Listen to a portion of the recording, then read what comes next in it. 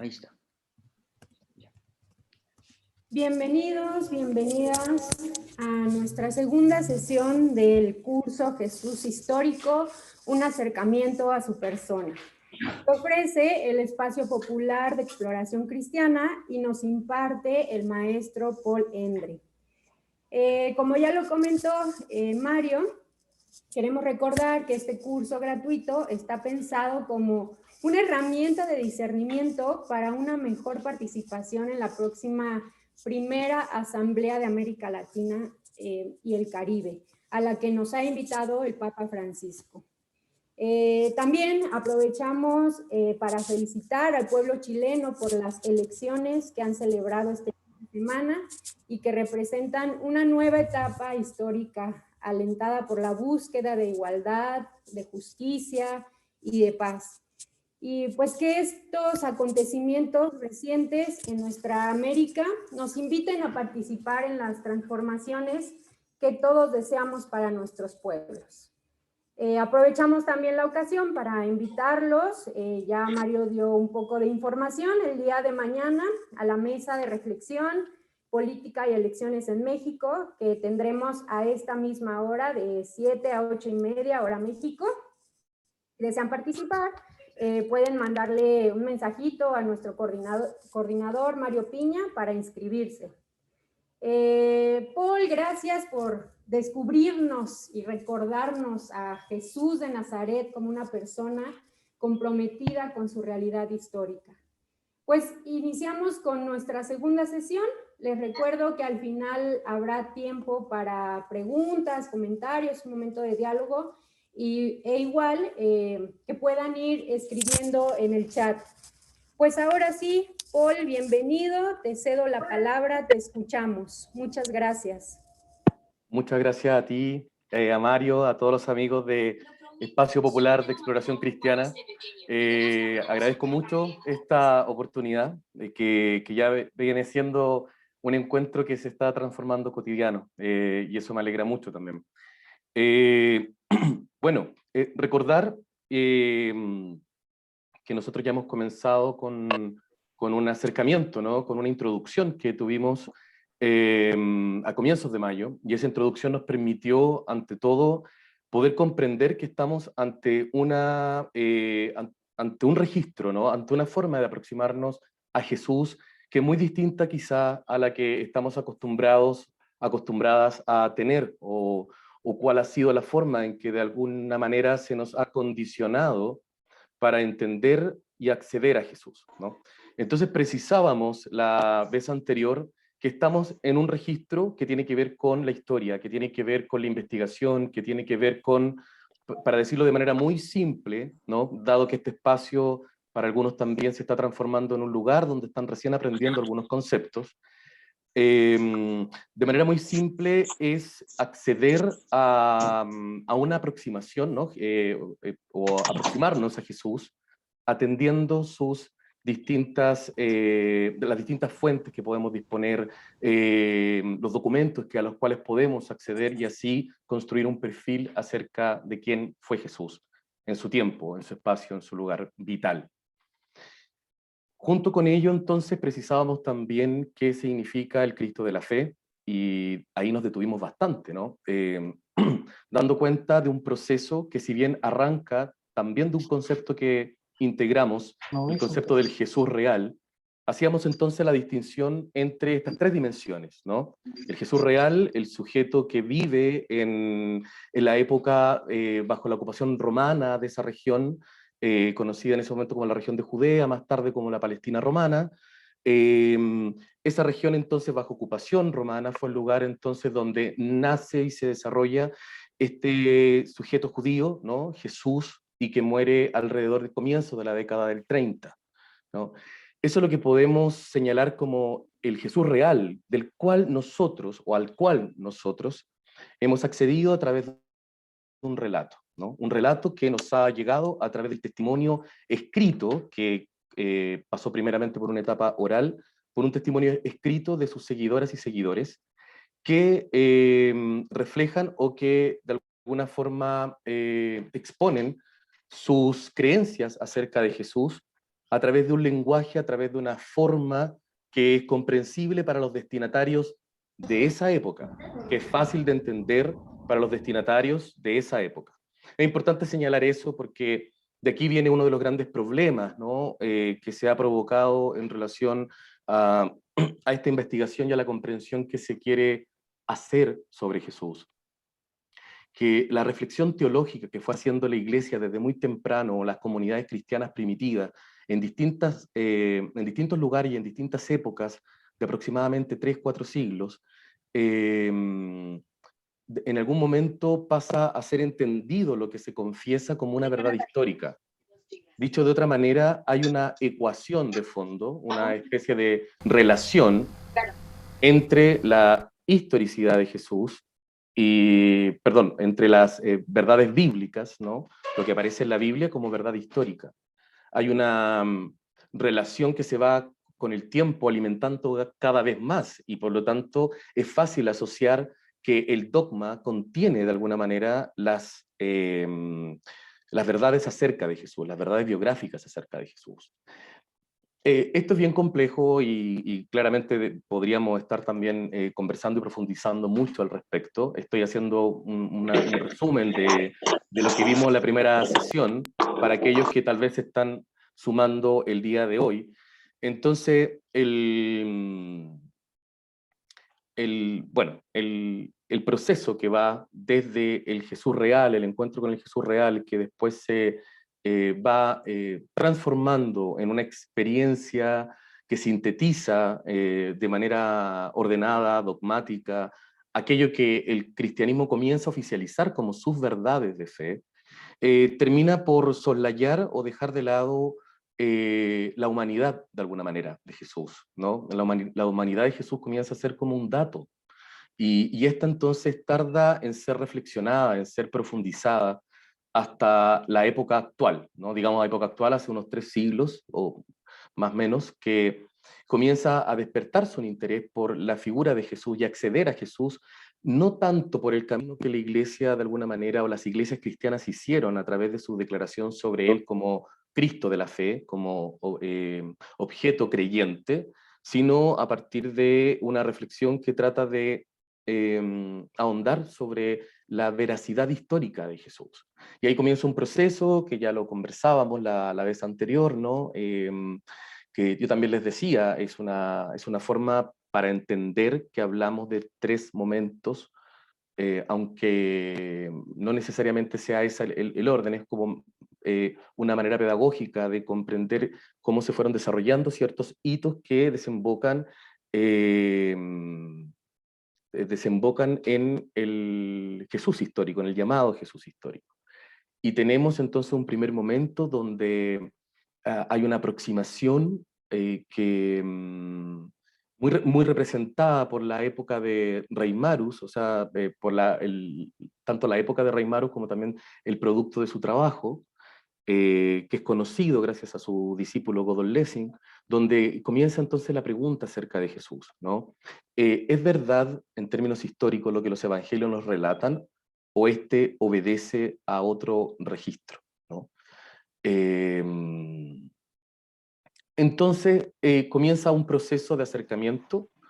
En una primera etapa tenemos hasta el siglo XIX, comienzos del siglo XX, donde todo este movimiento intelectual eh, desembocará también en un producto, digamos, material, ¿no? En muchos libros que se van a ver desarrollados sobre Jesús o la vida de Jesús. Se escriben muchas vidas de Jesús, todas tratando de responder ante esta pregunta, pero llegan a la conclusión, o de alguna manera se termina por deducir que es muy difícil acceder al Jesús histórico, puesto que los evangelios tienen otra intención, o están, mejor dicho, tienen una manera de abordar a Jesús que es muy distinta, ¿no? Que es muy distinta a la que un historiador pudiese esperar, ¿no?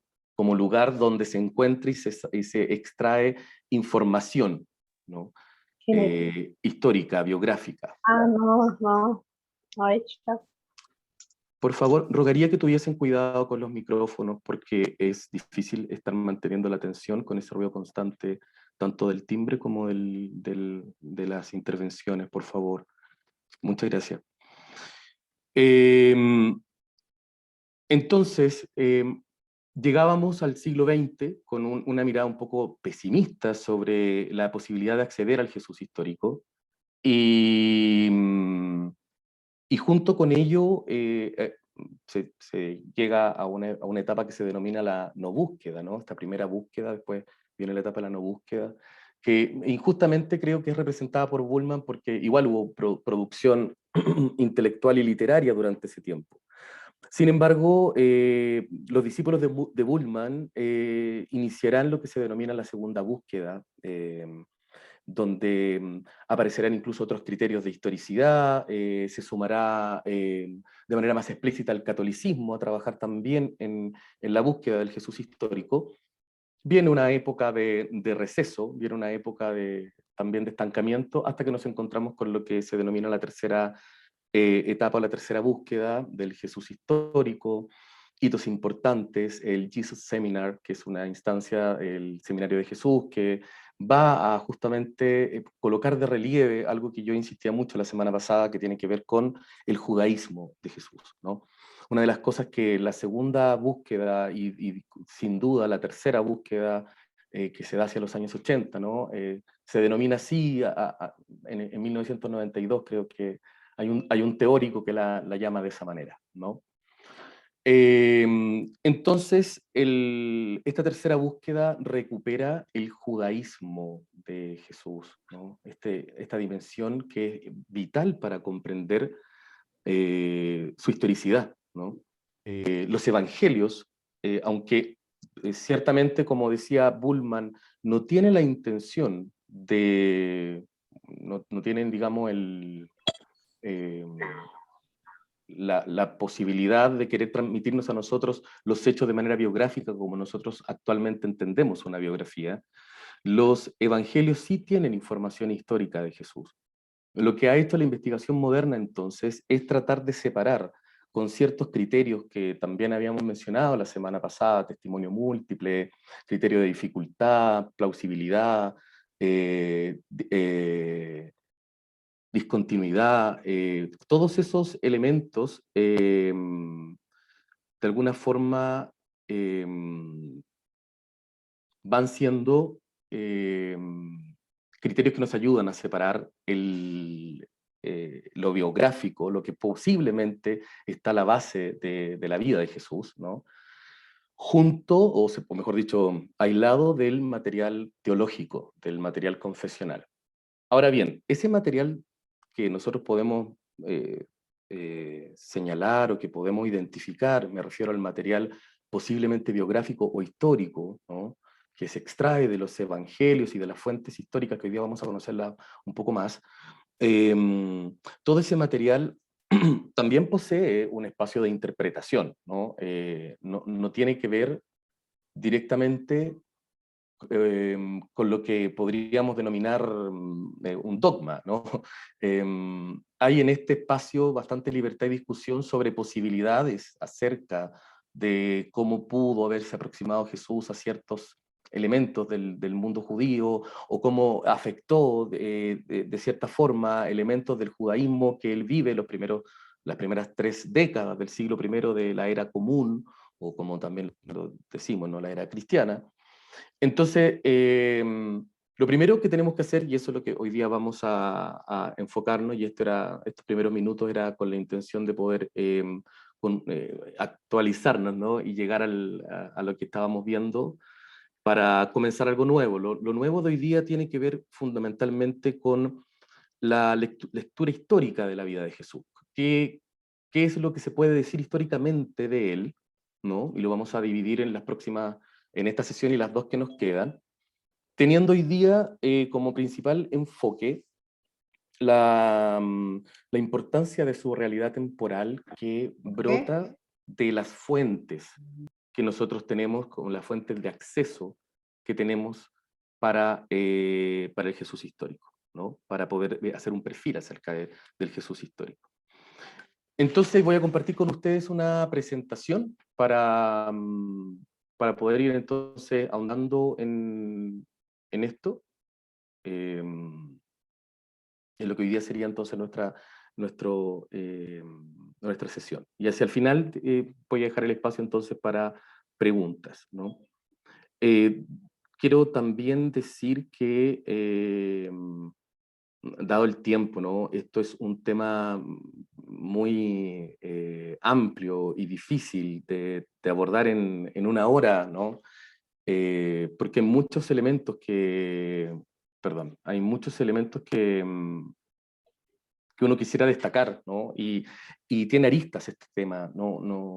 El tema, por ejemplo, de las fuentes del Jesús histórico, yo voy a tomar las que tengo mayor familiaridad, porque ahí, ya les voy a contar, hay distintos documentos y que merecen una atención muy particular y también más profunda. Hay otros que pueden ser más simples de comprender. Por eso es que hoy vamos a conocer quizás los que podemos señalar como más comunes, ¿no? O más conocidos.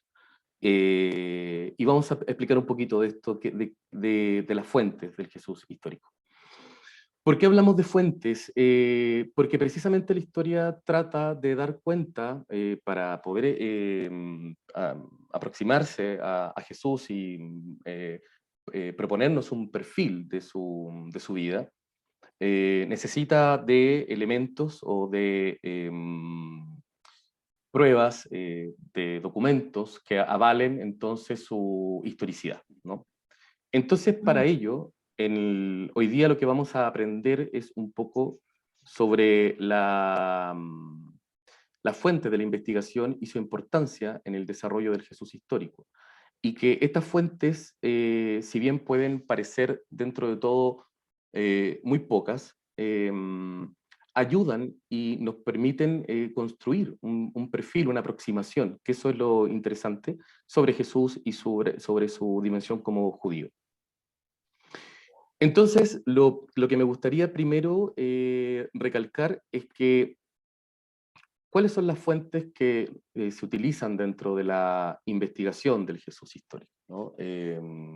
¿Cuáles son los tipos de fuentes que existen o que se disponen? Hay dos tipos de fuentes que son las que se utilizan básicamente, las fuentes cristianas, que ahí nosotros podemos subdividirlas, ¿no? En dos categorías, ¿no? Las fuentes canónicas, que son los evangelios de Mateo, Marcos, Lucas y Juan, escritos dentro del siglo I de la era común y comienzos del siglo II para algunos también, de la era común o era cristiana. Esos documentos son los que primero se consideran, y junto con ello hay también documentos que provienen de la tradición apócrifa, ¿no? No son muchos, pero sí, por ejemplo, tiene una consideración especial el Evangelio apócrifo de Tomás, ¿no? El Evangelio de Tomás. Entonces, hay un grupo de fuentes que son efectivamente las que provienen del grupo de seguidores de Jesús de Nazaret, y hay otro tipo de fuentes que son las llamadas fuentes no cristianas. Y esto es lo más interesante, porque en el fondo las fuentes cristianas quizás son las más conocidas por los propios cristianos, ¿no? Están más familiarizados, pero existe una serie también de fuentes que no son necesariamente pertenecientes al mundo cristiano y que son las que vamos a conocer ahora. Entonces, cuando hablamos de fuentes no cristianas o que están fuera de lo que nosotros denominamos la Biblia, los cristianos, ¿no? Fuentes extrabíblicas, estamos básicamente señalando una serie de fuentes, escritos, que abarcan entre los siglos I al siglo III de la era común, y que documentan de algún modo la existencia de Jesús, ¿no? Incluso dentro de los propios documentos no cristianos, podemos encontrar también una subdivisión entre documentos no cristianos, pero de carácter religioso, como lo es el Talmud, que son las enseñanzas rabínicas acerca de la Torá, de la Tanaj, las enseñanzas de los rabinos que tratan de eh, a ver, voy a decirlo de manera más simple, es como la tradición oral del pueblo de Israel, ¿no? y son las enseñanzas de los rabinos y algunos contemporáneos de la época de Jesús, que dicho sea de paso, fueron recopiladas o integradas en un relato mucho después, pero que se remontan a la época de Jesús. ¿Mm? El Talmud se remonta e incluso hace menciones, obviamente, de Jesús. Esas menciones no son muy conocidas por los cristianos, los que accedemos a este tipo de investigación, ahí recién vamos conociendo también un poco del Talmud y la manera en que los rabinos judíos se refirieron a Jesús, ¿no? No es una manera quizás fácil, ¿no? De leer o de entender. Hay que saberla contextualizar también muy bien. No hay que olvidar que dentro del espacio del siglo I y después ya hacia el siglo II en adelante, la separación entre el cristianismo, que parte siendo un movimiento judío, nace como una secta del judaísmo, de esta pluralidad que existía en el siglo I, a transformarse después con el paso del tiempo y con una serie de decisiones que también las mismas comunidades fueron tomando en relación a sus creencias, en un movimiento distinto, hasta que se separa del judaísmo y es declarado después hacia finales del siglo IV, por Teodosio, religión oficial del Imperio Romano. ¿Mm? Aunque ya Constantino había hecho un gran avance con todas las intervenciones que hizo en las comunidades cristianas primitivas. Entonces, eh, el Talmud, que de alguna manera recoge también un escenario bastante hostil entre eh, algunos miembros del mundo rabínico judío, de corte farisaico, ¿no? En relación a el grupo de judíos que también, siendo del mismo pueblo y teniendo las mismas creencias, confesaban que Jesús de Nazaret era el Mesías.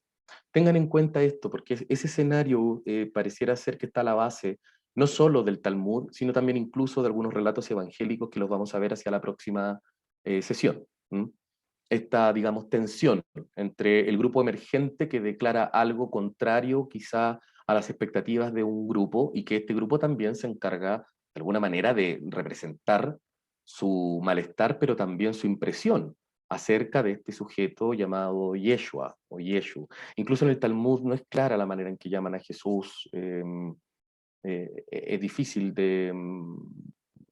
también, o sea, no difícil, más bien es discutible y hay un espacio bastante amplio de discusión sobre cuál es la manera en que se refieren los rabinos a Jesús. Algunas es más clara, otras no es tanto. Tenemos, sí, ¿no es cierto?, que considerar que estos documentos tienen una validez, ¿no? ¿Y dónde está su validez? Por una parte, aportan, reflejan y convergen en elementos que también son descritos, perdón, en los evangelios, ¿no?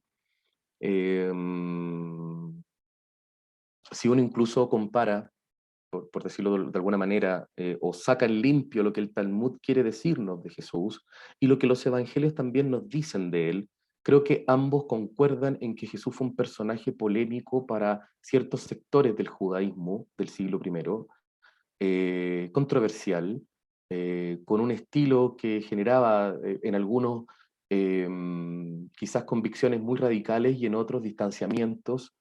eh, y uno puede descubrir eso, uno puede llegar a ver eso, ¿no? Ahora, es distinto decir si es verdad o no, y lo mismo corre para los evangelios, es verdad o no. Cuando el Talmud, por ejemplo, se refiere a los orígenes de Jesús, a su nacimiento, y cuando los evangelios construyen, el Evangelio de Mateo y Lucas, una narrativa sobre el nacimiento de Jesús, ambos se están situando desde una percepción, desde un lugar, desde una experiencia acerca del personaje. Y esa forma de registrar un hecho también habla mucho de qué creen acerca del sujeto. ¿no? Tanto el Talmud está diciendo algo acerca de lo que cree de Jesús, así como también los escritos cristianos están diciendo algo acerca de lo que creen de Jesús. ¿Dónde está la verdad? Bueno, quizás la verdad, como decía un profesor mío, se encuentra en medio de los dos relatos. E incluso haciendo una comparación sobre los relatos de los orígenes de Jesús del Talmud y los relatos de los orígenes de Jesús, perdón, en Mateo y en Lucas, uno se va a encontrar con un piso o un denominador común. Los orígenes de Jesús tienen un elemento confuso, tienen un elemento oscuro, hay una tensión de cara al escenario patriarcal que sufre el personaje principal aquí en esta historia, que María en un momento, Miriam, y José tiene que tomar una decisión también al respecto. Hay una situación en términos sociales, socioculturales, que en los orígenes de Jesús fue conflictiva. Eso, tanto el Talmud como los evangelios, lo dejan en evidencia. Ahora, el cómo después resignifiquen los hechos y lo cuenten o lo sitúen, eso responde a los registros o los lugares donde ambos textos se situaron, por decirlo de alguna manera, ¿no? Pasemos a la siguiente diapositiva. Uno de los primeros testimonios que nosotros tenemos acerca de Jesús proviene de un judío llamado Flavio Josefo. Josefo es un personaje también bien particular, bien controversial. Para algunos es un héroe, para otros es catalogado prácticamente como traidor. Va a depender mucho de en qué lugares se sitúen, ¿no? Pero Flavio Josefo es un judío de finales del siglo I, eh, o de la segunda mitad del siglo I, que enfrenta una de las situaciones más tremendas que experimenta el pueblo de Israel, que es la destrucción del templo y de Jerusalén. Él, siendo, digamos, fariseo, también emparentado con la clase sacerdotal, se pasa a las filas de los celotes y se suma a la resistencia contra los romanos, pero bueno, cae preso y él hace un negocio, en el fondo intercambia para salvar su vida, sus conocimientos, su manejo también de los idiomas, ¿no? Él hablaba griego, hablaba hebreo, hablaba latín, sirvió de puente y de traductor entre los romanos también y su propia gente. Él les suplicaba, dice los textos, eh, a su pueblo rendirse, que Dios ya no estaba en Jerusalén, dijo él, Dios ya estaba en Roma. Pues bien, Josefo es un escritor que nos va a transmitir de manera muy detallada las condiciones del judaísmo del siglo I o la vida de ese tiempo, y en particular remitiéndose o remontándose para explicar el conflicto de la guerra de los judíos hacia los comienzos de la historia, ¿no? Él escribe este libro, ¿no? Conocido así, Antigüedades Judías y la Guerra de los Judíos, son sus dos obras. Y en este libro, Las Antigüedades, es donde los historiadores acerca de, o los investigadores, perdón, que, se, que buscan el Jesús histórico, encuentran un elemento bastante interesante, ¿no? Una descripción muy interesante. Josefo, además de describir sobre Jesús, que ya voy a hablar sobre aquello, y también hablar sobre la polémica que está un poco detrás de ello, hace alusión también a instituciones judías que también son mencionadas en los evangelios, como el Sanedrín, por ejemplo, movimientos de la época como los saduceos, los procuradores que existieron en la época, como Festo, sucesor de Albino, ¿no? Habla de Jacobo, bueno, traducido como Santiago, hermano de Jesús, coincidente con cómo se menciona también en la carta a los Corintios de San Pablo, ¿no? La carta a los Gálatas, perdón, no había ningún apóstol más que Santiago, el hermano del Señor. Hay una serie entonces de afirmaciones, ¿no? Que uno puede encontrar eco y resonancia en los evangelios o en las obras que están también narradas en el Nuevo Testamento, particularmente en los Hechos también uno puede encontrar ecos de esto, ¿no? Es una cultura descrita en una época muy particular que viene a confirmar la época que describen los evangelios escritos en el siglo I, ¿no? hay coincidencia del espacio-tiempo, de la temporalidad, de hechos que marcan la época y que trascienden a tal punto que tienen que ser recordados, como por ejemplo la muerte de Juan Bautista. Es en el relato de Josefo que nosotros nos encontramos con el relato que aparece también en el Evangelio de Marcos, el festín de cumpleaños del rey Herodes, en donde tras la danza de su sobrina, bueno, sobrina hijastra, eh, por instigación de Herodías, eh, pide la cabeza del Bautista, ¿no? Incluso en el relato de Marcos el nombre de la princesa no es dicho, el nombre lo dice Josefo. Él como historiador da todos los datos, ¿no? Necesarios. De ahí sabemos que se llamaba Salomé. Entonces es interesante en cómo Josefo aborda tanto los detalles de la familia herodiana, que es una casta muy importante en la época de Jesús, cómo describe a las autoridades de la época, cómo hace una descripción muy al pasar de Jesús, cuando dice, hizo que el Sanedrín juzgase a Santiago, hermano de Jesús, quien era llamado Cristo, y algunos otros. Los acusó de haber transgredido la ley y los entregó para que fueran apedreados. Hay también discusión con respecto a este texto, sobre todo por la potestad del Sanedrín en ese entonces de permitir ejecuciones. Recuerden que el mismo problema que atraviesa Jesús, ya lo vamos a explicar en la última sesión cuando hablemos de su muerte, pero no hay duda que es un texto que nos remite a una época muy particular. De hecho, estamos hablando, cuando se habla del procurador Festo, es posible entonces ubicarlo también en una época determinada. Muy usual en el tiempo de, de Jesús era fechar a través de los tiempos o los años que duraban los periodos de gobierno, en este caso de un procurador o del emperador, por ejemplo. Pero el texto que a nosotros nos interesa de Josefo no es un texto que haga alusión directa, sino que de manera directa no se refiere a Jesús, es el denominado testimonio flaviano, es el testimonio que, que más mueve, ¿no?, a la investigación. Y ustedes pueden ver en la pantalla que existe, a la derecha tenemos un extracto del texto de Josefo, y a la izquierda tenemos también otro fragmento, otro cuadrito con un texto.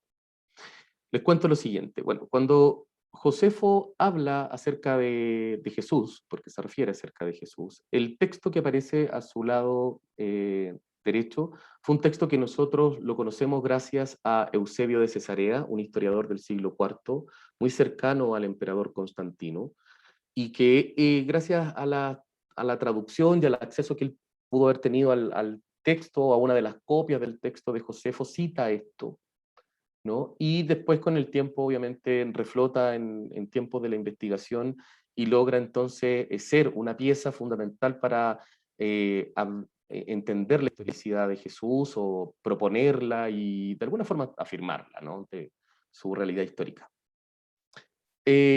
Por mucho tiempo entonces ese texto gozó de alta aceptación, pero también tiene fuertes dudas si nos encontramos ante un texto original o intervenido. Y hoy día la tendencia es a pensar, la tendencia de la academia prácticamente se inclina a pensar que estamos ante un texto que, si bien conserva elementos nucleares del relato de Josefo, ha interpolado un cronista o copista cristiano, este texto lo intervino y agregó sus creencias o sus elementos devocionales en la descripción. Esto sin duda puede ocurrir, ¿no? Puede ocurrir, y tal vez ocurrió muy temprano, porque muchas de las copias que se hicieron después de este mismo mantiene esa intervención, ¿no? Salvo una copia que también proviene de muy antiguo, creo que del siglo X se puede remontar su aparición, que proviene de la copia hecha en árabe, que en 1971 creo que un erudito israelí la saca digamos, a la luz pública, y se conoce entonces la versión árabe de Josefo. Y si ustedes simplemente comparan como a golpe de vista, ¿no? Ustedes ya ven que hay un texto que es más breve, ¿no? Hay un fragmento que es más breve. Por otro lado, si ustedes ven, ahí aparecen unas rayas extrañas, no sé qué ocurrió, pero bueno. Si ustedes ven, hay unos corchetes que yo coloqué, unos paréntesis que marcan un poco los textos de que hoy día muchos señalan que es la intervención del copista cristiano, ¿no? Si uno lee sin esos paréntesis o corchetes, podría estar más cercano al texto original. No obstante, el texto proveniente de la versión árabe pareciera ser que recoge el texto nuclear. No obstante, no hay que olvidar que en la tradición árabe, Yeshua, Jesús, viene también a ser muy bien considerado como un profeta, de hecho, para la tradición musulmana. Entonces, tampoco podemos fiarnos de que sea una descripción tan objetiva, ¿no? No obstante, y aquí retomo a un gran maestro que muchos conocen, seguramente los que están escuchando también y que están muy familiarizados con estos temas, sabrán de la impecable carrera de don Antonio Piñero, y que él sostiene que hay que también aplicar el contexto del texto, ¿no? Este texto está en un contexto más amplio, y el contexto más amplio en el cual se encuentra, Josefo hace una mención de personajes del siglo I que fueron de algún modo como difíciles o conflictivos, o que tuvieron ciertas tensiones con el establishment, con el sistema judío religioso de la época, o con algunos movimientos, o que generaron tensiones. Y bueno, y dentro de ese espacio, dentro de ese contexto, aparece esta mención a Jesús de Nazaret. Por lo tanto, eso podría también ayudarnos a coincidir en otro elemento que tiene que ver con el criterio de incomodidad. Jesús resultó ser una figura compleja en el judaísmo, por ejemplo, ¿no? Si bien aceptado por algunos, pero también rechazado por otros. Si ustedes se fijan, también la narrativa de Josefo, ¿no? Eh, Aunque concede de ser una persona buena, considerado virtuoso, ¿no? Acá es interesante que la responsabilidad Josefo, ¿no? La responsabilidad de Josefo sobre la muerte de Jesús en Pilato, cae en Pilato, ¿no? La responsabilidad en el texto intervenido desliza que también están involucrados los principales, ¿no? De entre nosotros, ¿no? Uno entiende que de los judíos. Interesante también cuando uno, por ejemplo, compara con el Talmud, que yo les hacía alusión hace un rato atrás, que el Talmud sobre la muerte de Jesús se refiere de otra manera. Eh, y prácticamente en una cita como que se atribuye la responsabilidad de esa muerte. Entonces, lo que quiero mostrar de alguna manera es que las fuentes que tenemos también pueden entrar en aparentes contradicciones o lecturas que provienen de un lugar muy tardío desde donde se habla acerca de Jesús, siendo que hay que privilegiar las fuentes que nos remontan más a la época, ¿no? Por eso Josefo, el texto de Josefo, es interesante en ese aspecto, porque nos lleva a la época de Jesús, al tiempo donde tanto los movimientos que se dieron, el prefecto que tuvo que intervenir, que en este caso es Pilato, ¿no? Eh, Todos esos detalles van de alguna manera confirmando lo que también los evangelios nos han estado contando, y por eso es importante, ¿no? El otro testimonio que tenemos proviene de un romano, ¿no? Plinio el Joven, eh, que a decir verdad,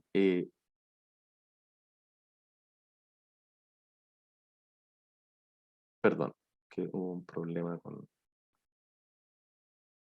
Ahí sí. Que a decir verdad, no hay una referencia directa sobre Jesús. Yo me atrevería a decir que hay una referencia indirecta, bueno, pero ustedes van a sacar sus conclusiones al ver ahí el texto que está ya en su pantalla. Plinio el Joven es un personaje también muy interesante, escritor, desempeña una carrera política, es lo que podríamos hablar de un científico a la usanza antigua, ¿no? Observador de ciertas situaciones, de ciertos elementos naturales. De hecho, a él se le atribuye la descripción de la erupción del volcán Vesubio, ¿no? Que sepulta a Pompeya y Herculano en el año 72. Él observa este fenómeno y su descripción del minuto a minuto hace que, por ejemplo, erupciones volcánicas como las que nosotros tenemos en Chile con el Villarrica, hace un tiempo atrás se denominó una erupción plínea, es la forma en que los vulcanólogos mencionan este tipo de fenómenos de la naturaleza. Por eso es considerado como un científico, porque él observaba la realidad y lograba una descripción que después ayuda como a entender estos fenómenos o seguir profundizando en ellos. Pero tuvo, como les dije, también una carrera política, y en el tiempo del emperador Trajano, siglo segundo, estamos a comienzos del siglo segundo, él elabora un informe como gobernador del lugar que le correspondía, Bitinia, actual Turquía, y se lee en una de sus informes de esta carta, lo que aparece ahí, ¿no?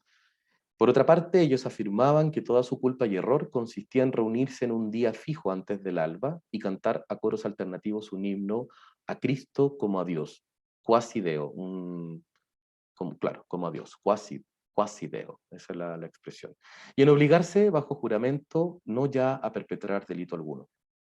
De alguna manera, Plinio está diciéndole al emperador Trajano, que ha decretado una persecución en contra de los cristianos, que el delito si delito se pudiese tipificar, ¿no? Es que se reúnen, hay un día en especial, o sea, está hablando del rito, está hablando del grupo, y menciona a Cristo, pero no nos dice nada de manera histórica de él, ¿no? Hay una mención, simplemente. Pero dentro de los historiadores también romanos, hay uno que quizá es más contundente en relación a lo que menciona sobre Jesús, Tácito, ¿no? Así como sus otros también exponentes, es un historiador, gobernador romano, y su obra más importante fueron los Anales, el libro de los Anales que recopila desde la muerte del divino Augusto los hechos e hitos más importantes de los emperadores del siglo I. Es una recopilación interesante porque va señalando hitos dentro de los cuales, cuando se llega al tiempo de Nerón, se lee ese texto que ustedes pueden ver ahí. Voy a leerles un poco también por si les cuesta. Él dice lo siguiente: más ni con los remedios humanos, ni con las larguezas del príncipe o con los cultos expiatorios, perdía fuerza la creencia infamante de que el incendio había sido ordenado. En consecuencia, para acabar con los rumores, Nerón presentó como culpables y sometió a los más rebuscados tormentos a los que el vulgo llamaba cristianos, aborrecidos por sus ignominias. Aquel de quien tomaban el nombre, Cristo, había sido ejecutado en el reinado de Tiberio por el procurador Poncio Pilato. La execrable superstición, momentáneamente reprimida, irrumpía de nuevo no solo por Judea, origen del mal, sino también por la ciudad, lugar en el que todas las partes confluyen y donde se celebra toda clase de actividades y vergüenza. El caso fue que se empezó por detener a los que confesaban abiertamente su fe y luego por denuncia de aquellos a una ingente multitud, y resultaron convictos no tanto de la acusación del incendio cuanto de odio al género humano. Pero a su suplicio se unió el escarnio, de manera que perecían desgarrados por los perros tras haberlos hecho cubrirse de pieles de fieras, o bien clavados en cruces. Al caer el día eran quemados de manera que sirvieran de iluminación durante la noche. Ese es el extracto donde aparece, y yo lo destaco con negrilla, ¿no? Palabras que son muy interesantes y claves. Cristo, Tiberio, procurador Poncio Pilato, Judea. Si uno va, por ejemplo, al capítulo 3 del Evangelio de Lucas, el versículo 1, vemos cómo Tácito, así como el autor del tercer Evangelio, ocupan una manera muy similar y que es muy común para, entre comillas, los historiadores, de fechar o de marcar una época en particular, ¿no? Acá, por ejemplo, él recurre y señala, ¿no?, en el reinado de Tiberio, siendo Pilato procurador de Judea. Por lo tanto, está señalando muy bien el momento, ¿no? La época en donde además existían bueno, creo que hay un pequeño error, pero una falta de precisión, porque durante un tiempo estos gobernadores fueron llamados prefectos y después pasan a ser procuradores, pero creo que eso es el proceso político que lleva a Roma, pero Tácito está aplicando la categoría ya que se utiliza y que inicialmente se ocupó muy poco hasta que después toda la región pasa a ser dominada por Roma. Entonces, Pilatos tiene un nombre aquí y un lugar muy especial, ¿no? Se puede incluso identificar en el tiempo en el cual él gobernó, ¿no? Esta provincia romana de Judea. Y eh, si uno va al Evangelio de Lucas, Lucas incluso es más preciso, dice en el 15º año del reinado de Tiberio. ¿No? En el 15º año del reinado de Tiberio, Juan el Bautista comienza a predicar. Entonces uno puede llegar a calcular, ¿no?, el tiempo aproximado donde Jesús aparece en el espacio público eh, de la Palestina del siglo I. Bueno, este texto entonces corrobora y vuelve a repetirse, así como en el texto de Flavio Josefo, el protagonismo de Poncio Pilato en la ejecución de Jesús. Acá nos encontramos nuevamente con uno de los hechos que históricamente es el más potente, ¿no? La crucifixión, ¿no? Lo vemos en Josefo, lo vemos ahora en Tácito, ¿no? Por lo tanto, estamos ya de alguna manera encontrándonos con ecos de un evento que se nos ha contado en documentos que quizás tienen el sesgo de ser los documentos que provienen del ámbito donde en este caso Jesús se desenvolvió, ¿no? Pero que parece que están coincidiendo en algunos puntos o pueden tener ecos o reflejos en los documentos no cristianos. Y finalmente Suetonio, ¿m? Eh, que así como los otros dos romanos también tuvo un rol como historiador importante. Él escribe también una obra que nos llega hasta nosotros, que se llama La vida de los 12 Césares, que abarca desde Julio César hasta Domiciano, prácticamente eh, un siglo y medio, ¿no? Eh, y Suetonio fue el biógrafo de los emperadores Trajano y Adriano, entonces tuvo acceso a mucha información, a los archivos imperiales, y pudo entonces eh, darnos una historia bastante contundente, ¿no?, de los emperadores. Y cuando él describe el periodo de Claudio, para que ustedes se ubiquen un poquito en el tiempo, el primero es Octavio César Augusto, después viene Tiberio, bajo cuyo gobierno muere Jesús. Después viene Calígula, famoso seguramente, más conocido por ustedes, Claudio, y de Claudio Nerón. Cuando Suetonio se refiere al emperador Claudio, ¿no? Él señala la expulsión que Claudio decreta contra los judíos que vivían en Roma, a causa por la instigación de un tal Cresto, señala él. Bueno, algunos creyeron que ese Cresto era incluso un nombre mal escrito, pero se refiere a Cristo, lo dieron como un hecho muy contundente para hablar de su historicidad.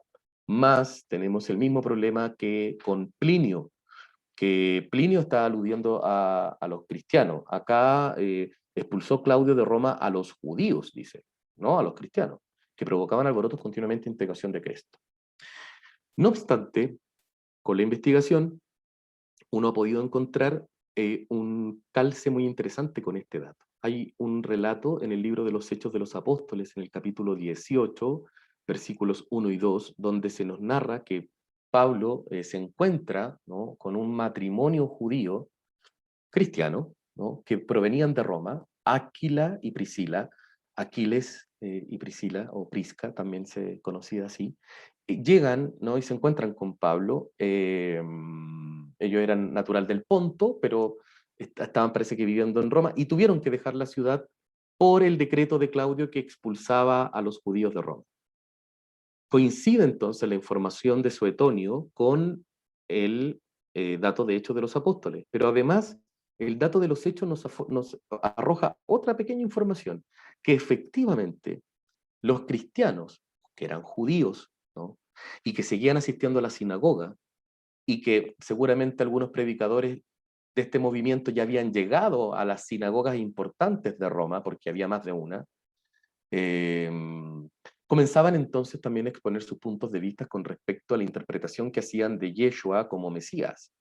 Y eso fue lo que entonces pudo haber generado peleas, disturbios, que seguramente fueron de alto impacto, y que el emperador entonces determina, por esa violencia expresada, expulsarlos de la ciudad. Todo esto a causa o por instigación de un tal Cresto, ¿no? Tiene sentido, puede ser. No nos habla de Jesús, no nos dice nada de su historicidad, pero sí nos están ya señalando algo todos estos testimonios. ¿Qué es lo que puedo terminar diciendo antes de dejar el paso a las preguntas? ¿Mm? Como les decía también al comienzo, he tratado de hacer una síntesis con respecto a las fuentes, porque las fuentes, hay otras que dejé fuera, como Marbar Serapion, que es también un documento que habla de Jesús. Hay discusión con respecto a su fecha, algunos para algunos el 73 del siglo I, algunos hasta el 300, ¿no? Pero todos estos documentos se ubican entonces en un rango de tiempo, ¿no? Siglo I, finales del, o sea, se pueden ubicar desde el siglo I, como el que recién mencioné, Mara Serapión, hasta siglo III, ¿no? Entonces, ¿qué podemos decir con respecto a esto? Lo primero es que los testimonios acerca de Jesús en términos históricos son muy escasos, y en algunos puntos hasta cuestionables, como podíamos ver. No es mucho lo que nosotros no podemos obtener. Para los romanos o para cualquier historiador romano de la época, la muerte de Jesús tuvo que significar nada en relación a todas las muertes que ocurrían en ese territorio producto de los constantes enfrentamientos entre los romanos y las resistencias propias de los grupos judíos.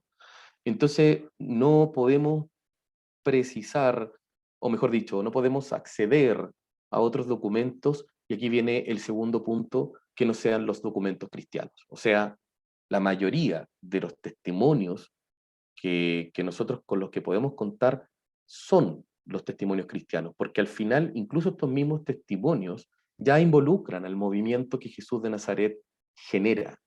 Y finalmente todo esto desemboca en lo tercero, ¿no? Que pareciera que esa historicidad de Jesús no la tenemos tan avalada en documentos explícitos que digan, qué sé yo, nació en esta parte, efectivamente, qué sé yo, tuvo esta cantidad de seguidores, dijo esto en tal lugar.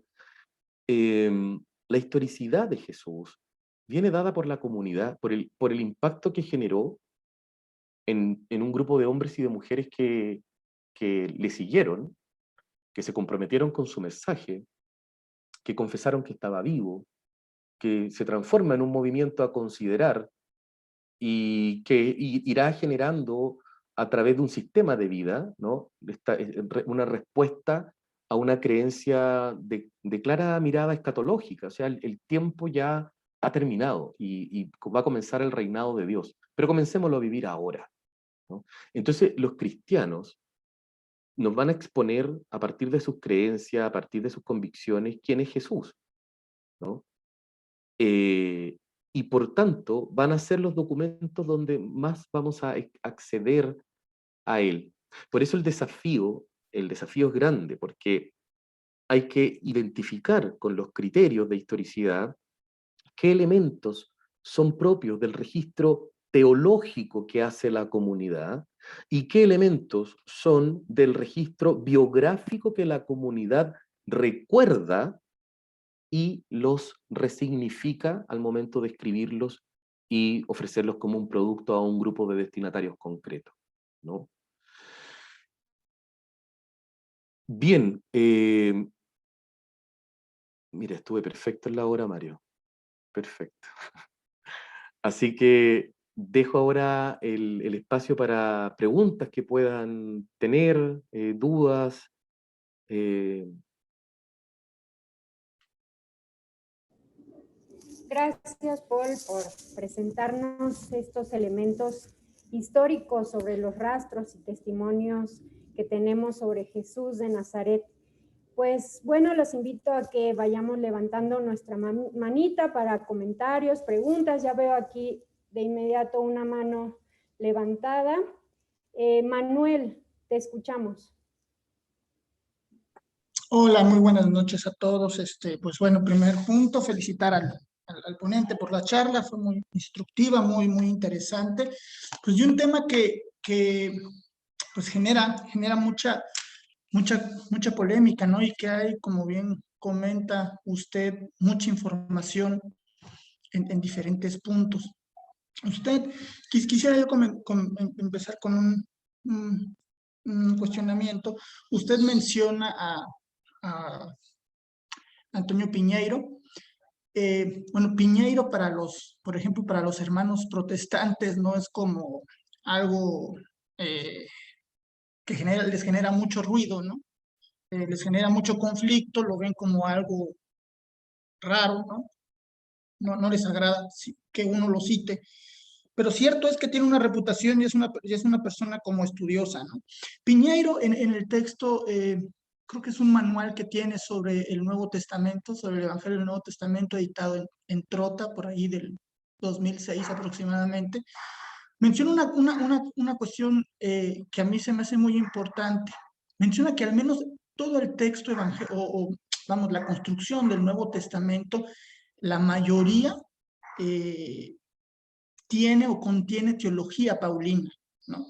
La mayoría es una teología paulina, lo cual nos da a entender que esta construcción de la que usted comenta también, sobre esta historicidad que es marcada por una comunidad de judíos, sobre estos datos históricos que usted menciona, sobre el Crestos, ¿no? Obviamente hablan de la figura del Crestos, que es una figura, considero yo, construida a través de la teología paulina, ¿no? Es decir, Pablo, como comentábamos en la sesión anterior, y se lo comentaba yo a usted, no hace bien a bien una construcción sobre el Jesús, ¿no? Sino sobre la construcción del Cristo que él hace. Y al parecer, eso lo escuché en otra charla de este mismo grupo, no con usted, pero con otro ponente, a parecer es otra construcción mesiánica la que hace Pablo, porque, bueno, parece ser que Cristo o que Jesús, el Jesús paulino, por decirlo así, no presenta todas las características del Cristo judío en tanto Cristo Mesías ungido, ¿no? Tal cual, sino simple y sencillamente es una construcción paulina en donde sí se ve claramente adeptos o construcciones sincréticas de otros cultos mistéricos, también mencionado por Piñeiro en otros textos, ¿no? Inclusive la incursión de la idea del Espíritu Santo, del bautismo, de la comunión, ¿no? De la Eucaristía. Hay ahí ciertos atisbos mistéricos, ¿no? Interesantes. O sea, es más un sincretismo que apunta a la idea de la universalidad de Jesús, ¿no? Como figura fundante, como el Cristo universal que conocemos en la actualidad. Mi pregunta es eso, ¿no? Estos datos no van un poco más hacia la idea de ese Cristo paulino que ya está en la construcción evangélica y que, como comenta bien usted, es parte de una historicidad impulsada por la comunidad de Jesús, que en sí mismo es ese Jesús real o histórico. Es decir, quizás ya hay un poco ahí de ficción en el personaje recreado de la figura de Jesús. Ese es mi cuestionamiento. Muchas gracias. Manuel, muchas gracias a ti. Mira, déjame ver si entendí bien la pregunta, para que también todos la podamos comprender o desde dónde nos estamos queriendo aproximar. Tu pregunta es si las fuentes que nosotros disponemos ya no, o sea, vienen estas ya también contaminadas, por decirlo así, ¿no? Tal vez no es la mejor palabra, pero intervenidas, ¿no? Determinadas de alguna forma por la creencia cristiana, independiente a que sean fuentes judías o o no judías. ¿Te entendí bien? Sí, por ahí va, por ahí, y en específico sobre esta construcción paulina, ¿no? Tomando un poco la tesis de Piñeiro, ¿no? De que normalmente todo el evangelio está, lo que más abunda ahí es la teología paulina, ¿no?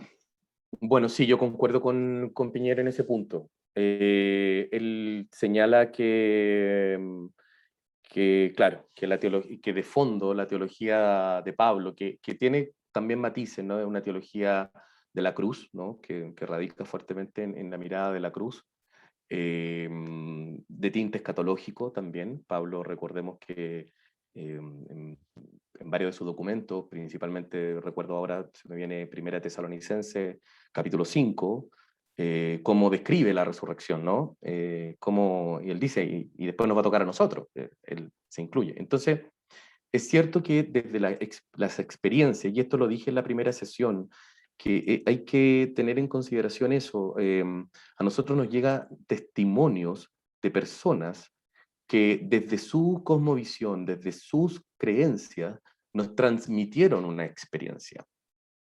Entonces la experiencia de Pablo, que antecede a la experiencia de la puesta por escrito de los evangelios, sin duda tiene que haber impactado, ¿no? en las comunidades primitivas, y es por eso que Marco, en donde uno puede encontrar claras muestras, claros visos de la teología paulina, no es de extrañar que después los otros evangelios que lo ocuparán como columna vertebral para poder también desarrollar sus obras, mantengan este sesgo, ¿no? Mantengan esta mirada. Por eso, y qué bueno que tú hayas dicho que quedó claro esto, que el, el testimonio que nos llega en los evangelios es un testimonio teologizado. Tú lo complementas muy bien al decir, y viene dada por la teología, o marcada por la teología de Pablo, sin duda, ¿no? Sin duda, ¿no? No obstante, también en esa mirada de Jesús convergen otras fuentes, ¿no? Van convergiendo también otras miradas. No olvidemos Fuente Q, ¿no? Que es una colección palestinense de dichos de Jesús, probablemente, y que viajan en la tradición oral mucho tiempo hasta que Mateo y Lucas la integran, ¿no? Y la ubican dentro de su relato. Entonces, después aparecerá el Evangelio de Juan, que tendrá ya ecos de otras comunidades, incluso su propia configuración, de acuerdo a la teoría de Raymond Brown. Yo manejo esa al menos para el Evangelio de Juan, ¿no? Hubo en un principio comunidades samaritanas también interviniendo en este Evangelio, en la composición de este Evangelio. Por algo es un Evangelio en donde nos encontramos con un diálogo tan profundo y maravilloso entre Jesús y una mujer samaritana, ¿no? Hay voces y teologías de distintos grupos que también están interviniendo en la composición de los evangelios. Es muy interesante tu punto, Manuel, porque nos hace justamente reforzar esta idea y dificultad a la vez para acceder a un Jesús histórico que podamos definir como quien define a un personaje actual, ¿no? Eh, por eso es que convergen también dentro de este estudio distintas miradas, percepciones. Para algunos Jesús es más bien un profeta escatológico, para otros es un filósofo cínico, para otros más bien un rabino muy cercano a los fariseos, para otros un judío marginal, como lo retrata John Mayer en su obra. Entonces, sí, estamos ante textos que están teologizados, y es muy probable que las fuentes que después hablan también de Jesús o escuchan de él, lo que están escuchando es justamente la teología de Jesús, no el dato histórico de Jesús. Cuando los historiadores del siglo II hablan de Jesús, están hablando ya del producto, perdonen que lo diga así, del producto que sostiene el grupo, ¿no? El objeto de su fe. ¿Mm? Sí, no sé si quedó claro, Manuel, si te respondí. Claro que sí, muchísimas gracias y de nuevo muchas felicidades. Gracias, Manuel. Está Tenemos, sí, Sí, ahí. perdón, otras dos manos levantadas y también tenemos unas preguntas en el chat. Mari dice, ¿qué dice el Talmud del origen de Jesús? Mari, ya, sí, ahí estoy con el micrófono nuevamente. Mari, te cuento. Bueno, es un texto, como les decía, complejo, ¿no? Porque no nos vamos a encontrar con este relato teológico que nos nos compone Mateo y Lucas, sobre la concepción virginal de Jesús, sino que en el Talmud también hay, digamos, alusiones al origen de Jesús de manera muy distinta. Se alude a un adulterio de María y se alude también como a una violación. Hay escritos que también provienen del siglo II. Me recuerdo en este minuto el escrito de Celso, que después refuta más adelante Orígenes, y que también sacará a flote estas ideas que en algunos sectores, insisto, dentro de la hostilidad que generaba y provocaba el cristianismo emergente, provienen entonces estos relatos que podríamos interpretarlos de dos formas. Por un lado, tratan de menoscabar la imagen del líder que se ha generado, ¿no? Que se ha levantado. O, por otro lado, simplemente es lo que los rabinos, además que hay que entender que los rabinos escriben lo que a su vez, durante una tradición oral de mucho tiempo, viajó en el tiempo y que, valga la redundancia, y que además va a también tener la dificultad, así como la tenemos con los documentos cristianos. Ellos escriben con un sesgo. Los textos cristianos están escritos con un sesgo. Creen que Jesús es el Mesías, hijo de Dios, y con otras categorías más que se van sumando después. Eh, ¿Cuáles son los sesgos que tiene el mundo de los rabinos con respecto a Jesús? Entonces hay que entender que desde ahí también se están situando para narrar sobre estos hechos. Entonces, si tenemos esta descripción que es muy dura en el Talmud, después ustedes la pueden buscar, de hecho está la información, está al acceso, ¿no? Durante mucho tiempo el Talmud fue censurado por el cristianismo, se quemaron muchas ediciones del Talmud, precisamente las referentes a Jesús se trataron de hacer desaparecer y hubo cristianos quienes le pidieron hasta a los papas declaraciones digamos, bueno, de perseguir a quienes tenían estos textos, ¿no? A quienes en el fondo los tenían ahí para su lectura. Entonces, es curioso, pero nosotros después hemos podido recuperar esa información gracias a las disputas que uno encuentra en la época patrística, donde los cristianos del siglo II y III refutaban estos ataques, refutaban estos comentarios, ¿no? Entonces, ¿qué pasa? Que también lo que hay que decir es que los registros desde donde uno se sitúa para refutar y desde el cual el otro recepciona el comentario, no son de la misma frecuencia, no están en la misma línea, ¿no? Ya lo vamos a ver cuando veamos los orígenes de Jesús en concreto, pero para responder la pregunta que habían hecho, básicamente es eso lo que se señala. Gracias, Paul. Alejandra, te escuchamos.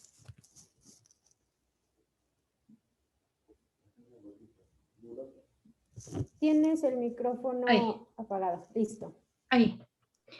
Hola, Paul, buenas noches. Qué gusto.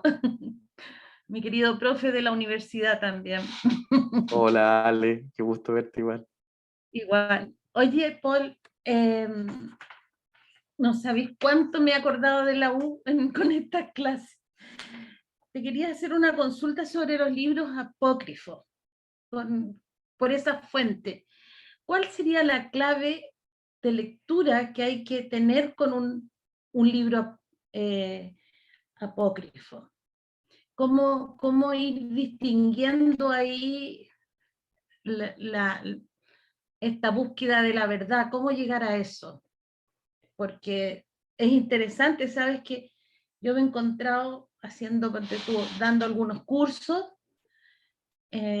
cuando los daba antes de la pandemia, y hay mucha gente que los lee, pero los lee hay algunos que incluso se leen con el afán de decir, esto es la verdad y la iglesia nos impuso unos evangelios, ¿entiendes? teniendo estas otras que nos acercan más a Jesús que los mismos evangelios. Eso me he encontrado con eso, y con otro tipo también de otras creencias, y que leen mucho los evangelios apócrifos, y la verdad es que no te sabría decir, o sea, no sé cómo hay que enfocarlo, de qué manera se podría leer para como ser capaz de ir distinguiendo qué es lo que dice de Jesús realmente, porque además son en el tiempo, tengo la impresión, no sé si estoy errada o no, que los apócrifos son posteriores a los evangelios. Casi todos los apócrifos son son más tardíos que los evangelios. Por ahí va mi pregunta. Sí, mira, yo creo que lo último que dices tiene como parte de la respuesta, porque hay que hacer una distinción. Los evangelios apócrifos, que muchas veces se relaciona la palabra apócrifa, oculto, como algo que no se tiene que saber, ¿no? Es más bien es algo a lo cual uno tiene que acceder cuando se está preparado, ¿no? Pareciera que también los procesos de formación de la iglesia primitiva, si bien tenían los 4 evangelios como la base para que un neófito o un personaje que se estuviera iniciando en la fe los conociera, ¿no? Después estaban también estas otras obras, literaturas que no trataban de responder cuestiones históricas. Yo creo que eso es lo primero que hay que tener en consideración. Los evangelios apócrifos tratan a Jesús desde distintas orillas también. Para algunos como un gran maestro, algunos evangelios se sitúan simplemente en la compilación de dichos de Jesús, son llamados evangelios como, por decirlo así, como por gracia, ¿no? Porque son documentos que también tratan de ser reflejos de esta buena noticia que es Jesús mismo, ¿no? Entonces son maneras de acceder a inquietudes, preguntas que los evangelios, perdón, no bien digo, que los evangelios canónicos quizás no alcanzaron a responder. Ahora, yo también rompo algunos mitos con respecto a los evangelios apócrifos, porque cuando la gente dice, no, los evangelios apócrifos son muy fantasiosos, tienen mucha fantasía. Bueno, los sinópticos no se quedan muy cortos tampoco con las cosas que de repente nos cuentan, si también tenemos muy como naturalizados e historizados los relatos de los sinópticos y de Juan, pero los apócrifos caben todos como en una especie de nube de ciencia ficción y no están muy distantes un relato de otro. Por otra parte, también creo que los relatos de los evangelios apócrifos muchas veces juegan a lo que hoy día podríamos hablar en términos cinematográficos, un spoiler. Yo hago un curso que se llama El Evangelio según el cine, que lo doy en la Universidad Alberto Hurtado, y yo les cuento un poco a los chicos, les hago ver que los evangelios apócrifos tienen un poco de esto de hacer un adelanto, ¿no? Adelanta algo de lo que va a pasar al final.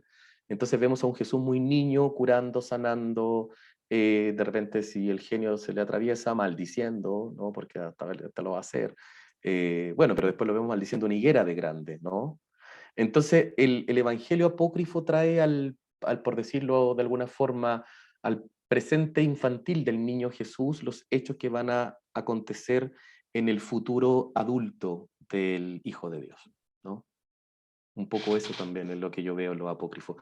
Por lo tanto, a veces son como prefiguras de hechos que los sinópticos cuentan. Los apócrifos están muy basados en los sinópticos y en Juan, ¿no? Es ahí mucho de su fuente y de sus puntos de convergencia y de coincidencia. No sé si te respondo, Ale. Sí, porque mi idea era cómo, porque cuando uno quiere en el Evangelio mismo leer a Jesús, buscar este Jesús histórico, uno se encuentra a veces bien poco. Por eso el criterio de temporalidad es fundamental.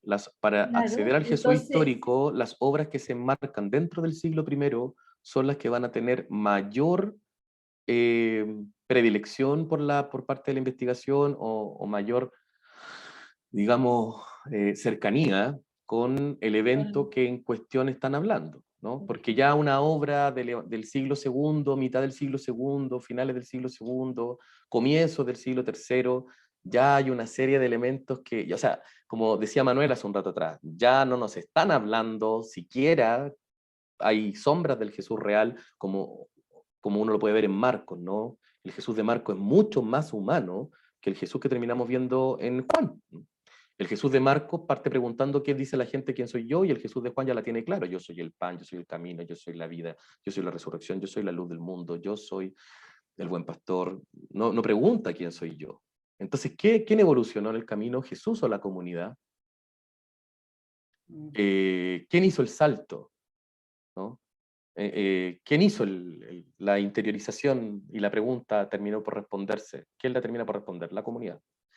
Entonces, hay que mirar las obras del siglo I con mayor atención, porque estas, a pesar de tener categorías teologizadas, siguen de alguna manera todavía con el impacto de la humanidad de Jesús muy fresco, a diferencia de las comunidades que tratan de redactar algo ya después del siglo II. Ok. Gracias. Gracias, Ale, gracias, Paul. Tenemos otra pregunta aquí en el chat. ¿Tiene usted alguna opinión sobre el libro El Celote de Reza Aslan? Lamentablemente todavía no lo he podido leer, ¿no? He escuchado sí comentarios con respecto al libro, pero no lo he leído, así que tarea para mí, voy a tener que leerlo para algún día poder responder esa pregunta. Gracias. Víctor Sánchez, te escuchamos. Hola, ¿cómo estás? Hola, Paul. Hola a todos, buenas noches. Hola, Víctor. ¿Cómo están? Miren, lo mío más que una pregunta es una reflexión y tiene que ver con el último párrafo, justo que dabas recién en la respuesta, ¿no? Cuando veíamos lo de Plinio, que él refería a Jesús a partir de la comunidad, qué importante que ha sido la presencia de la comunidad, la estructura y las vivencias, la experiencia de la comunidad. Creo que eso ha sido muy importante y que nosotros tal vez hoy, 20 siglos después como iglesia, estructurada con el imperio romano en el medio, con la imperialización de la iglesia, con toda una institucionalización mundana y de poder que ha tenido la iglesia, hemos perdido esa esencia, ¿no? El mira cómo se aman, ¿no? Ellos, ahí decía Plinio, recuerdo, como se prometían o se juraban no cometer delito alguno. Era algo tan distinto, éramos tan distintos al mundo, entre comillas, los cristianos, al resto, que nos identificábamos por eso.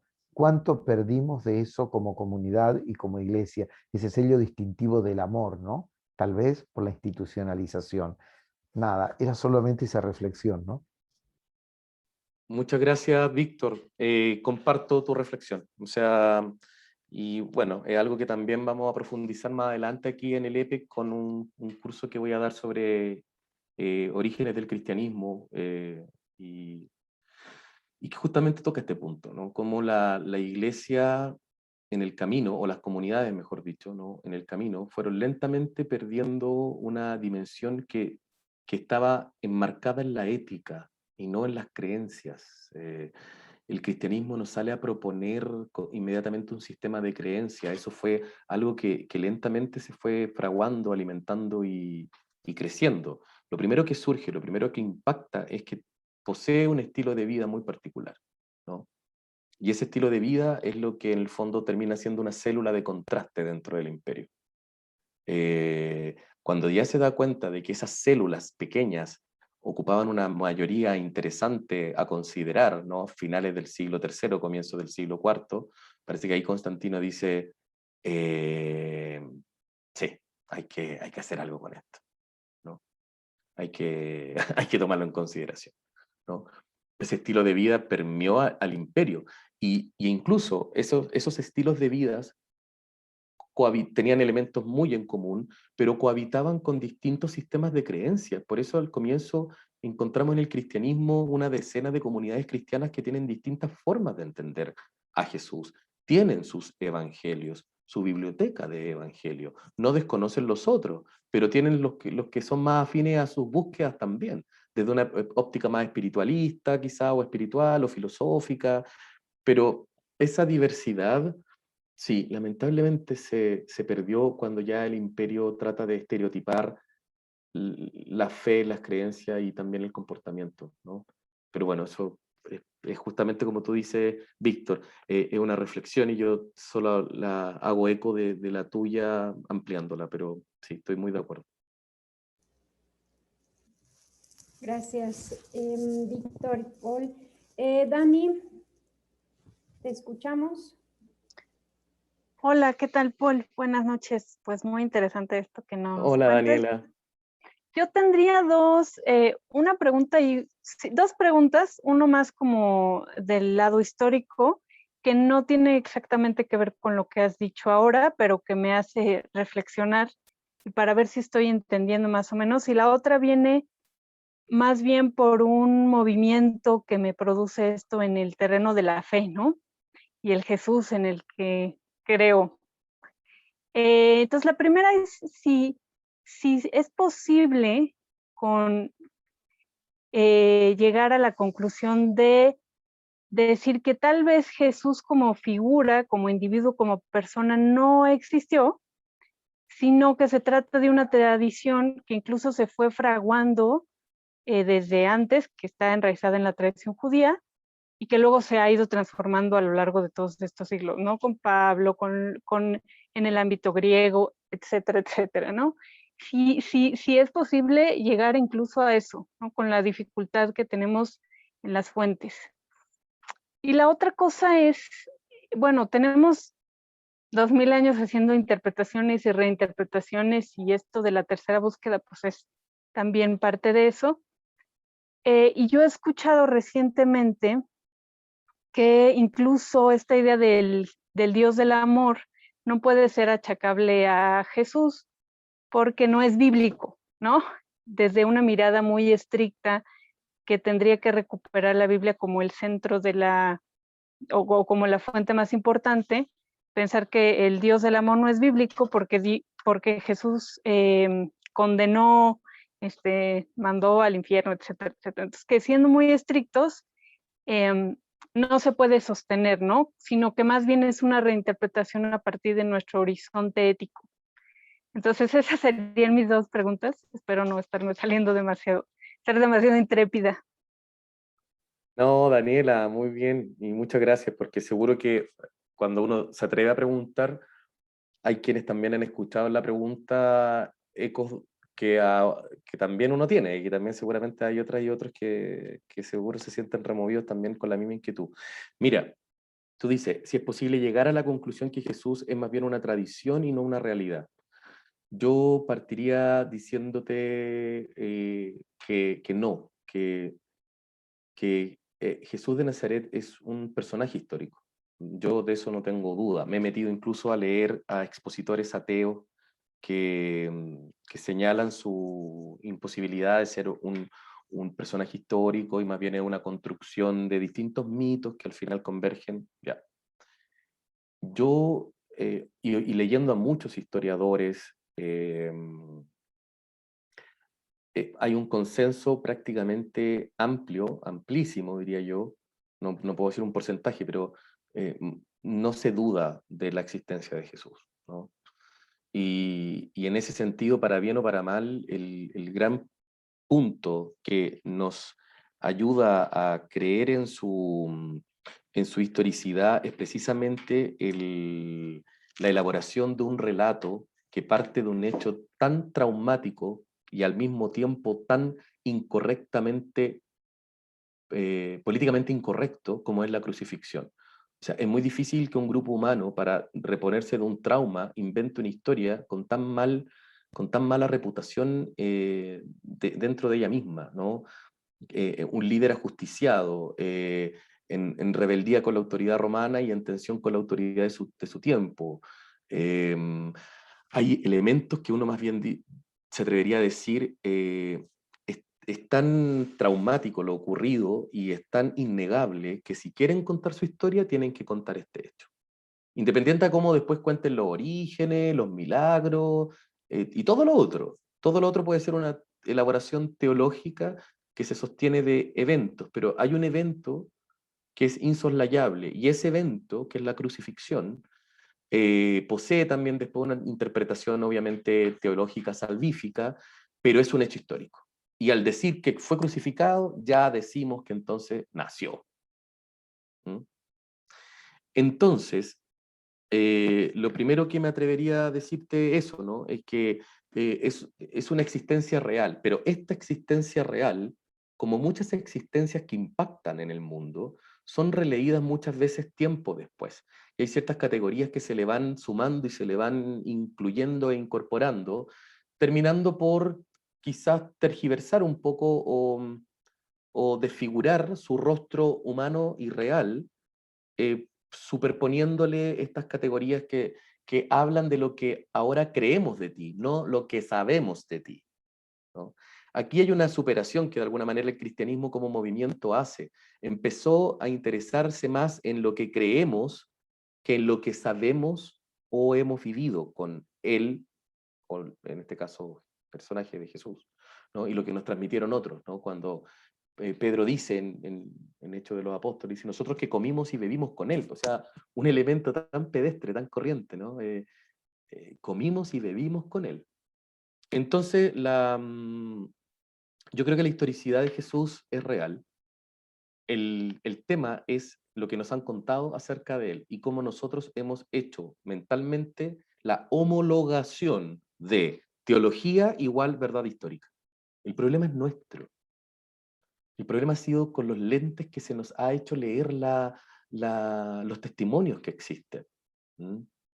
Y no entender que estamos además ante un texto que apuntaba a un público muy particular. Cuando ese público lee el texto, sabe y tiene las claves interpretativas, o al menos tiene los lentes para entender y no hacer las preguntas que nosotros sí haríamos, por ejemplo, frente a un relato X. Voy a poner un ejemplo, y con esto para terminar, porque ya estamos a punto de finalizar la sesión de hoy. Por ejemplo, si nosotros pensamos que Marcos le escribe a un grupo de hombres y mujeres que están familiarizados con el mundo judío, con las categorías judías, etc. Cuando se nos cuenta, por ejemplo, que Jesús camina sobre las aguas,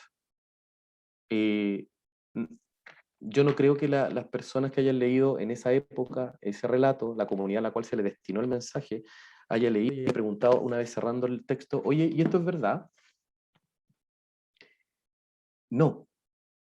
Ellos llegan a otra mirada, tienen los elementos para concluir otra cosa. ¿Quién, desde su visión, experiencia religiosa, desde sus categorías, quién en el pasado ha tenido una experiencia con el mar o que tiene que caminar en relación a un mar? Moisés. ¿Qué hace Moisés? Con el poder de Dios abre las aguas, camina por el centro, ¿no? Por estos muros de agua que se colocaron cada uno a su lado, y con el pueblo de Israel pasa, llegan a la tierra prometida y se salvan. ¿Y qué vemos en el relato de los evangelios? Que Jesús no necesita que el mar se abra. Él camina sobre el mar. Entonces, tenemos dos maneras de situarnos ante el texto. Preguntarle, ¿es verdad que usted caminaba sobre las aguas, Señor Jesús? O preguntarles, o preguntarnos, ¿qué significa que Jesús pueda caminar sobre las aguas? ¿Estamos ante alguien superior a Moisés? ¿Estamos ante alguien que nos muestra una posibilidad de camino por donde no hay? ¿Estamos ante alguien que simbólicamente representa un poder superior al poder de Roma? Porque el mar representa también en la simbología de ese tiempo a Roma, ¿no? Al poder político. Entonces, no sabemos cuáles son las categorías a ciencia cierta empleadas por los evangelistas al momento de transmitirnos los hechos. Por eso es tan difícil de remitirnos como a preguntas que pueden ir entre si es verdad o mentira lo que nos cuentan. El texto en sí mismo, en su verdad literaria, es cierto, ¿no? Otra cosa es la historicidad de las cosas que se nos cuentan en ese texto, si fueron realmente históricas o no, ¿no? Pero el texto en sí no miente, o sea, lo que está ahí, esa es su letra, ¿no? Es el producto literario. Y ese producto literario no miente, no es falaz, expresa lo que siente, se expresa ahí un pensamiento. El problema es que cuando nosotros accedemos a ese texto y lo leemos de otra manera, ¿no? Y bueno, ahí está un poco el conflicto que está o entraña el Jesús histórico con el Cristo de la fe. Y por eso se hace tan difícil hablar de este tema en espacios tan estrictamente confesionales. Yo he tenido grandes problemas en alguna oportunidad por tocar estos temas porque despierta sensibilidades, la gente siente como una especie de ataque y no tiene que ver con eso. Tiene que ver sencillamente con exponer una investigación que nos hace recordar que Jesús de Nazaret es un personaje que a través de su humanidad nos presenta un camino seguible, ¿no? Una propuesta de vida, una forma de vivir. Y eso no se puede acceder si no es conociendo su dimensión humana. El dogma ya lo tenemos integrado. Lo que nos falta es reconocer más su humanidad. Eso. Muy bien, maravilloso, Paul. Gracias. Gracias a ti. Gracias, Dani. Pues estamos justo a tiempo, Paul. Pues nos dejas motivados para nuestra próxima sesión. Y bueno, ya para terminar, Mario, ¿algún comentario, alguna invitación?